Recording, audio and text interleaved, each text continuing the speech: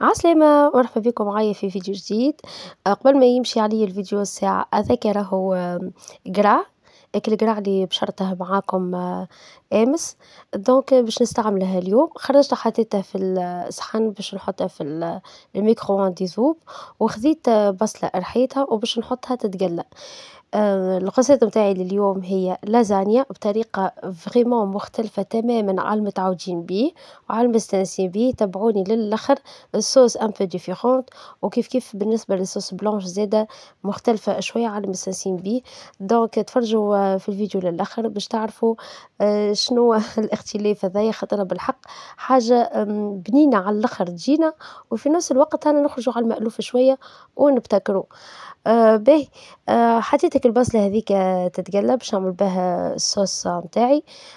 وخذيت 4 كعبات طمطمات سخرونات باش نرحيهم كيف كيف، وباش نستعملهم في الصوص متاعي طماط فخي، وبيان سور باش نزيد عليهم راهو طريف طماط كونسونطري باش تعقاد لي الصوص وتجيني حمرا غامقة، خاطر سينو باش تجينا فاتحة هكا بالصوص الفخي.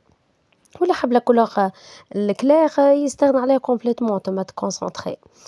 دونك اللازانيا عشق الجميع، شكون ما يحبش فينا اللازانيا. وفما شكون يعملها باللحم مفروم، فما شكون يعملها بسكالوب، كيف ما تحبوا. بالنسبه ليا باش نعملها بسكالوب، فيو اللي كيف ما قلت لكم في فيديو سابق اللي المسيو ما ياكلش معناها الحميد في الطنجره وفي البيعات هذه ما ياكلهاش كومبليتمون، وبنتي ما يدخلش لفمها اللحم بجميع انواعه ما تاكلش.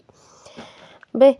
لهنا كما ترحيت طماط فخي متاعها، الكولور متاعها محلي على الاخر يشرى، تعطينا جو بنينه على الاخر في الليصوص متاعنا. ماهيش كونتيتي كبيره، مي هاوي الكونتيتي سولو معناها الغوصات متاعي، ما نسحقش اكثر من هكا بالنسبه للازانيا. وباش نزيد نرحي سكالوب. بالنسبه للسكالوب راني لهنا طيبته بشوية كركم وشوية فلفل أكحل وشوية ملح. وبطبيعته هو الدجاج متاعي مفوحة بزعتر وكليل، ديجا فوحتها معاكم في فيديو سابق وقت اللي شريت الدجاجة. هذايا هو الكسدر متاع الدجاجة باش نعمل به اللازانيا. لهنايا باش نرحيه ديجا هو طيب، وباش نرميه في الآخر في الصوص. باهي. كي يبدا ما عندكمش معناها اسكالوب والا دجاج هكا طيب بالطريقة اللي عملتها أنا، تقلوه مع البصل في المرحلة الأولى.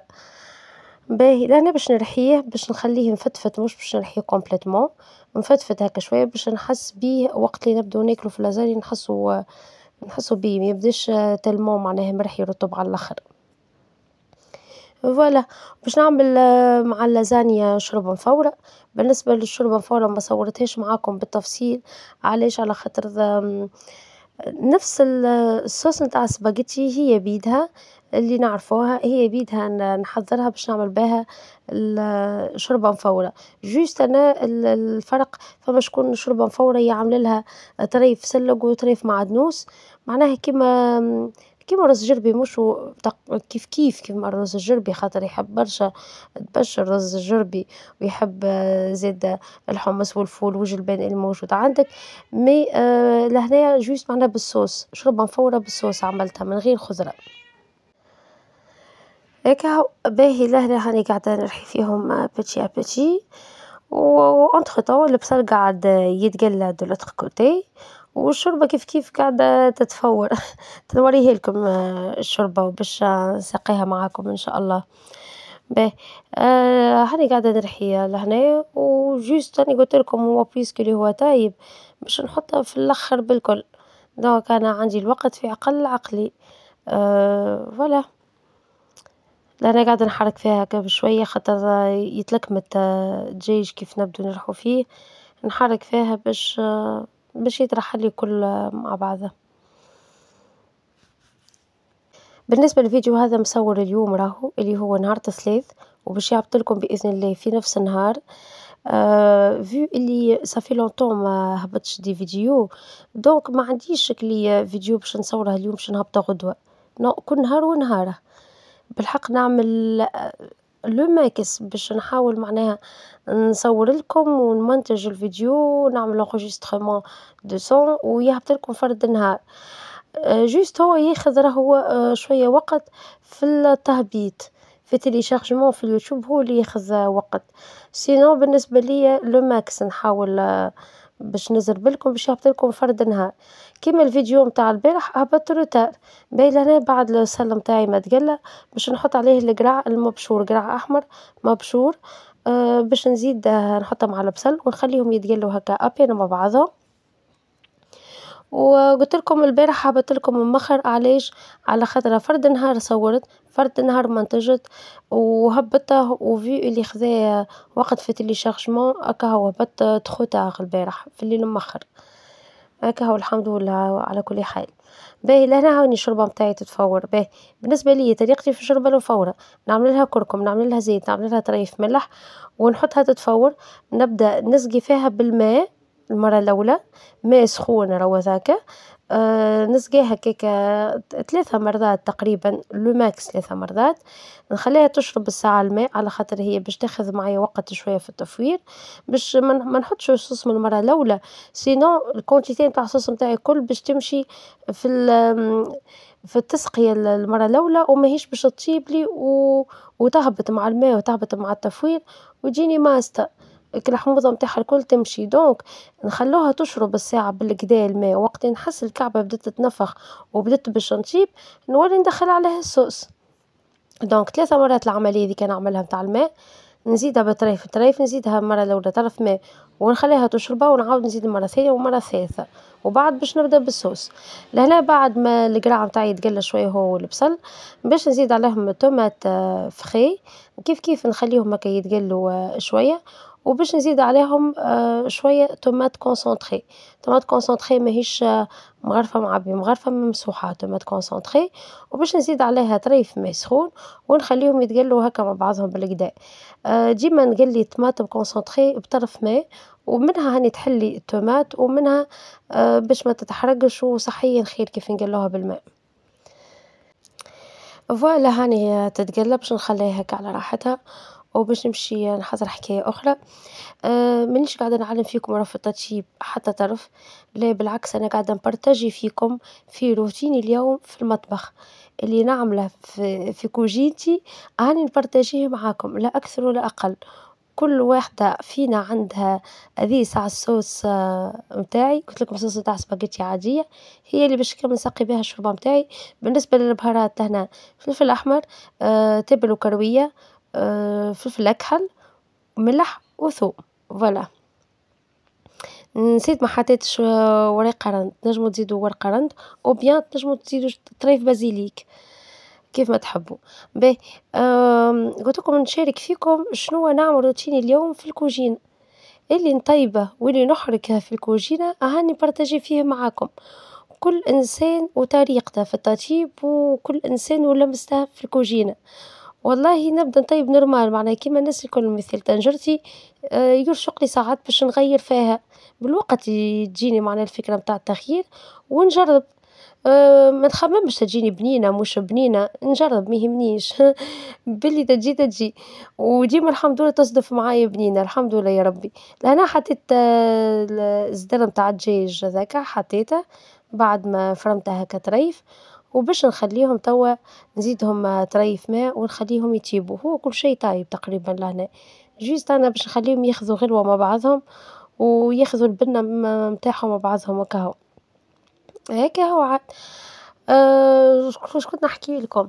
أي قلت لكم ديما نبتكر، هكاك نحب نجرب نحب التغيير، أنا الواحد يلقى أفكار جديدة وندخل بحب كبير للكوجينة وبغرام كبير، ونعشق الكوجينة وما يقلقنيش التطيب والحركة فيها حتى طرف، باهي لهنا بعد ما كملت سقيتها بالماء عملت لها الصوص، الصوص نبدأ نحط بطريف ونحرك، أنا حطيت هنا كونتيتي وباش نحركها بالكدا باش تدخل الصوص فيها بالباهي ومن بعد نزيد سامحوني صوتي مازال تعب شوية مازلت مريضة، نزيد هكا طريف صوص ونخليها ونحركها ونخليها تتشرب بالكدا وتاخذ تفويرة خفيفة ونقعد نزيد فيها كل مرة بشوية بشوية لين تكمل معايا، وكا هذا بالنسبة للشرب الفوري كيفاش نعملها، وكا والحمد لله يا ربي، باهي لهنا باش نعمل الصوص بلانش، الصوص بلانش زادة باش نعملها بطريقة مختلفة تمامًا على المستانسين بيه،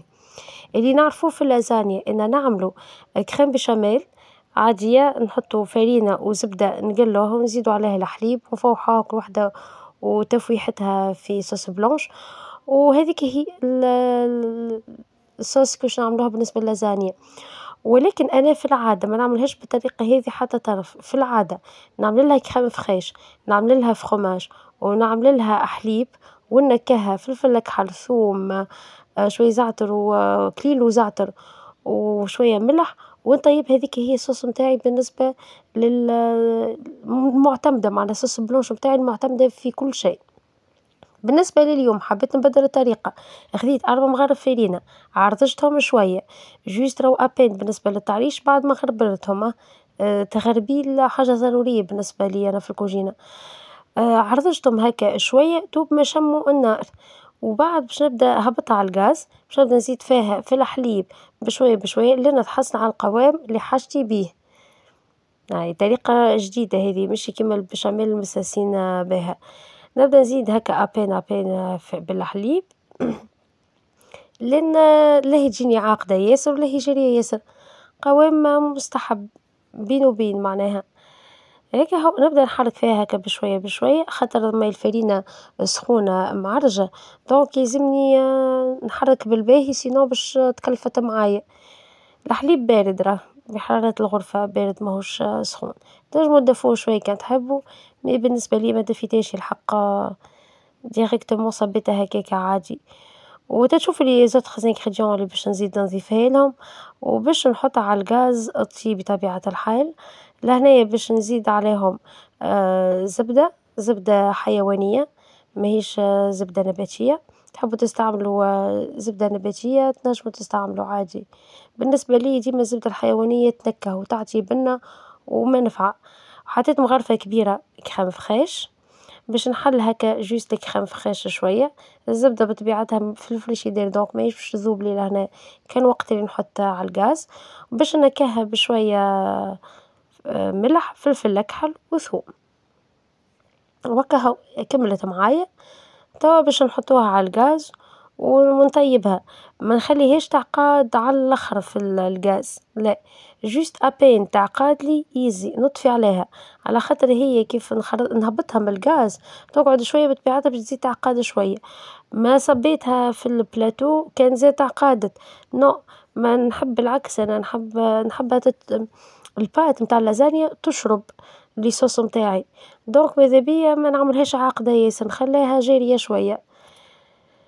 باهي لهنا راني قاعدة نطيب فيها ما تاخذش معايا وقت راهي تيك تاك، توا كملت بريباراسيون تاعي الكل الحمد لله، باش نبدو نحضرو فيها، خذيت بلاتو كبير باش نحط شوية من الصوص متاعي اللي حضرتها، دونك مانيش باش نحط ياسر باش نحط أبان في البلاتو، وبعد باش نحط الورق نتاع اللازانيا متاعي، لهنا البلاتو متاعي ياخذ مني 3 ورقات نتاع لازانيا باش نعمل طبقتين هاكا هو لازانيا، تحبوا تعملوا أكثر اعملوا، بالنسبة ليا ما نحبش كي نبدا ناكل فيها نحسها بكلها عجينة، دونك طبقتين لو ماكس يزي كافيين، هاكا هو باش نغلفه الكل نحاول البلاتو ما نخليش ظاهر، معناها هذيك كوم بروتيج للبات نتاع اللازانيا، وباش ما تجيش شايحة زادة من اللوطا يلزم نحطولها هاكا شوية من الصوص.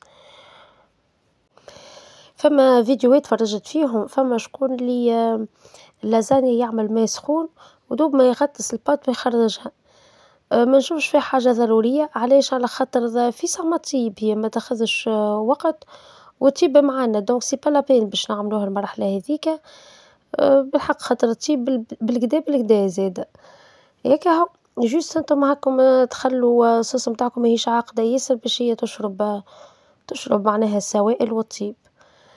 باهي فوالا لهنا قاعدة نحط في الصوص متاعي نحاول نغلفها بالقدا باش وين ناخذو مخزو نحسوه مشخشخ، مش بارتي فيها بارتي لا وناقصة هكا صوص ما تجيش بنينة، فوالا هو الباز متاعها الصوص هذي كيف ما قلت لكم باللحم مفروم والا سكالوب، والبنة تاع صوص بلانش هذيكا ولي فخوماج زادة، ما نجموش بيان سور نعملو لازانيا من غير فخوماج حاجة امبوسيبل. باهي لهنايا باش نحط شوية من التختوخ متاعي كيكة باش نبل بيها الباط متاعي، وكهو هاني نكمل فيهم لهنا بيتي ا بيتي، ولين تكمل معايا والحمد لله يا ربي. الشوربة هاني أكوتي قاعدة تتفور، ساعات هاني نقص على لازانيا ونمشي نسقيها شوية بالماء أو بالماء قلت بالصوص ونرجع لها. الماء نعمله كيف في المرحلة الأولى جوست معناها ما تبدا تشيب لي هكا الكعبة.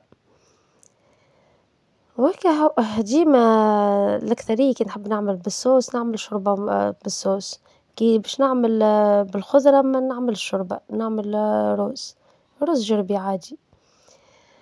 فوالا بالنسبة للصوص بلونش في المرحلة هذي مانيش باش نحط اون بون كونتيتي، باش نحط طريف أكا هو، على خاطر بعد في الطبقة الأخرى باش نصبها الكل الصوص بلونش متاعي باش نغمها بيها تجيلي هكاك أبن، باش نحط ان بو دو فروماج لهنا. تنجمو تستعملوا أي نوع تاع فرماج متاعكم المتوفر معناها عندكم، وإلا حتى زوز ولا 3 أنواع اللي متوفر عندك الحاصل في كوجينتك تنجم تستعمله. هذه الطبقة الثانية باش نحط لي بات متاعي كيف ما قلت لكم البلاطو متاعي ياخذ 3 طبقات، 3 ورقات تاع لازانيا، وباش نكمل نحط الصوص. فوالا هنا باش نشخشخها بالصوص، وكيف باش نشخشخها بالصوص بلونش بعد، ونعمل لها كوش باهية من الفخاماج، وهكا هو بالطريقة هذي تكون كملت معايا. ونحطها في الفور، نسخن الفور متاعي من فوق ومن اللوطا ونحطها مروحة. بالنسبة للفطور اليوم كيف ما قلت لكم عملت شوربة مفورة وعملت لازانيا، دونك هذايا غدا وعشاء فرد مرة باش ما نقعدش في الليل نزيد ندخل كوجينة ونطي. وكهو والحمد لله يا ربي هذا فطوري لليوم. ان شاء الله يا ربي القصة عجبتكم، ان شاء الله التغييرات اللي عملتهم عجبتكم، مكونات غريبة شوية قرع في وسط صوص نتاع لازانيا. الصوص بلونش كيف عملتها ان بو ديفيرونت، ان شاء الله تجربوها القصة هذيا صدقوني تجيكم بنينة على الاخر ومزيانة، وهنا هذا شوية تغيير. عاملة معاكم برشا مرات لازاني في القناة بطرق زادة مش بنفس الطريقة اللي عملت بها توا، بطريقة مختلفة عملتها يمكن مرتين ولا 3، كل مرة بطريقة، وهذه طريقة جديدة زادة. هنا كل مرة حتى تغيير في القناة ما نعملوش نفس الغوسات، نعمل نفس الأكلة أما بطريقة مختلفة شوية من باب التجديد ليا وليكم. فوالا لهنا صبيت الكونتيتي نتاع صوص بلونش نتاعي كل كيما تشوفوا فيها ماهيش عاقدة ياسر، وهذا هو اللي حاجتي بيه. وباش نكمل نحط الكونتيتي تاع الفخوماج اللي عندي كل ونحطها في الفور، ونوريكم ان شاء الله الشكل النهائي. جد بنا ما نحكي لكم باش نودكم ولا نشهيكم.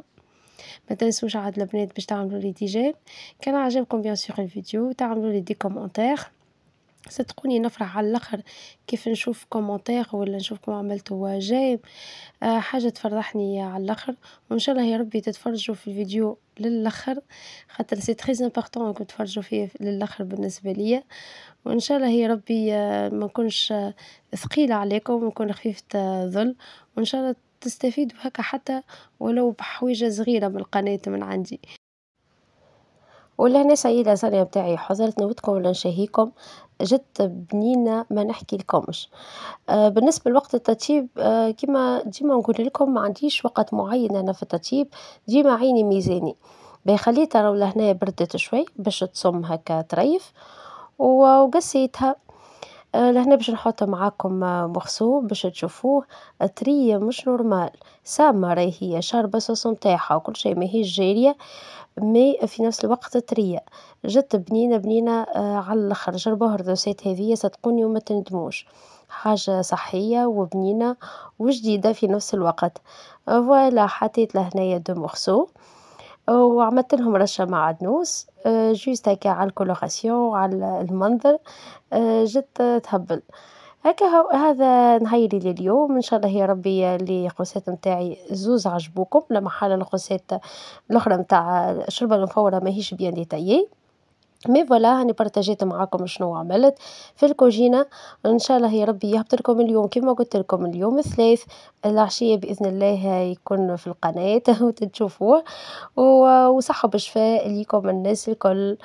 ما تنسوش لايك وجيم سيل بلاي على الفيديو كان عجبكم. خلوا لي كومنتير، حاجة تشرفني ياسر إني نقرا كومنتير نتاعكم. باي باي.